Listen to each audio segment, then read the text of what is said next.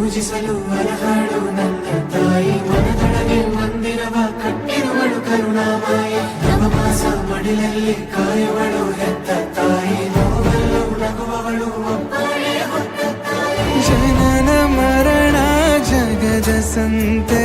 ಅದಕ್ಕೂ ಮೀರಿನಿ ಬೆಳೆದು ನಿಂತೆ ಕರುಣೆ ಸಹನೆಯ ಮೂರ್ತಿಯಂತೆ ದೇವರಿಗೂ ನೀ ಸ್ಫೂರ್ತಿಯಂತೆ ಅದೃಷ್ಟವು ನನ್ನ ಪಾಲಿಗೆ ನಿನ್ನ ಕಂದನು ನಾನಾಗಿ ಹೇ